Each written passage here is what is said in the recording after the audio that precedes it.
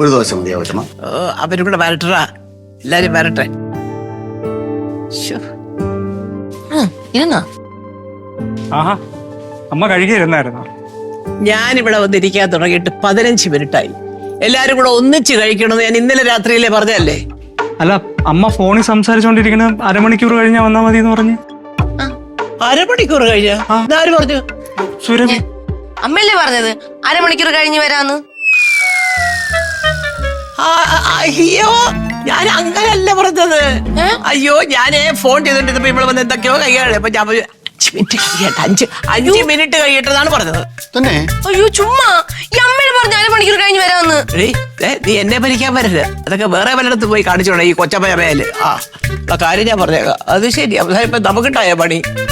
ഞാൻ ആരെയും പഠിപ്പിക്കാനൊന്നും വരുന്നൊന്നുമില്ല. എനിക്ക് എന്റെ ആവശ്യമൊന്നുമില്ല. പിന്നെ ഈ പ്രായത്തിൽ പഠിപ്പിക്കാൻ പോകുന്നു, വേറെ പണിയില്ല എനിക്ക്.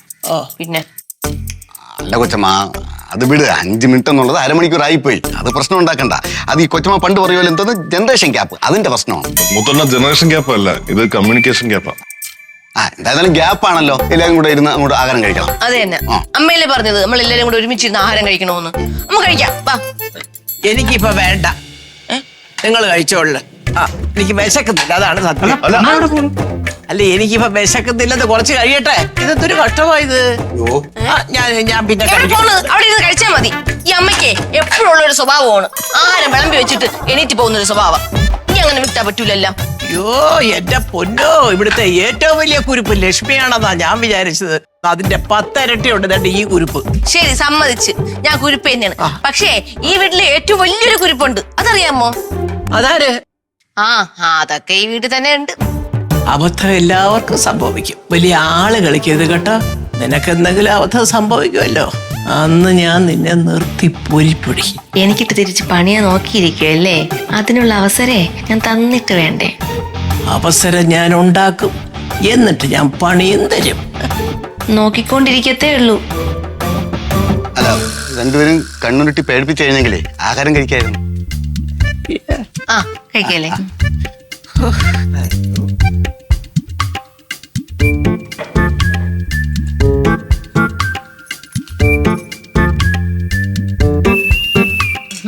നല്ല കറിയല്ലേ?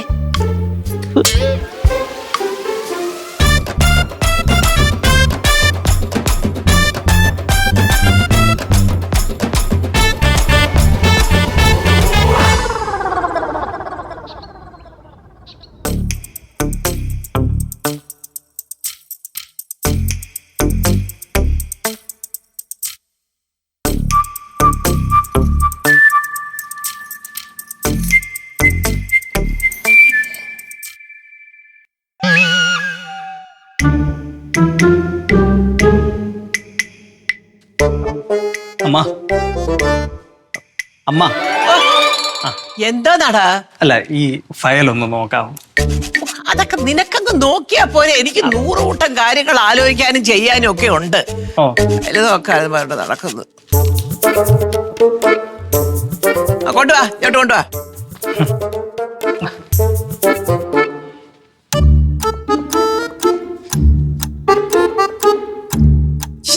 എന്റെ കണ്ണാടി അവിടെ കൊണ്ടുവച്ച് ഒരു സാധനം ഇവിടെ വെച്ചടത്തിരിക്കൂലേ അപ്പ. കണ്ണാടി ഇല്ലാതെ എങ്ങനെയാടാ ഞാൻ നോക്കുന്നേ? എനിക്ക് കണ്ണാടി വേണ്ടേ നോക്കണമെങ്കില്? അത് വേണം. വേണമല്ലോ, അതാ ഞാനും പറഞ്ഞത്. കണ്ണാടി അവിടെ പോയി എന്റെ കണ്ണാടി.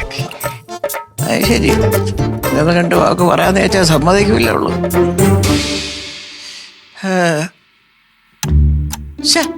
ഫോൺ അവിടെ പോയി എന്റെ.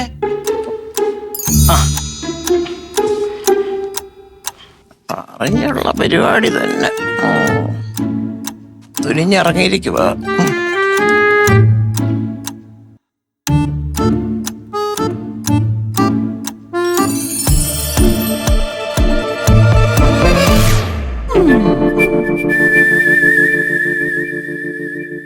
ആരാണ് ഈ ഗ്ലാസ് ഇവിടെ കൊണ്ടുവച്ചത്?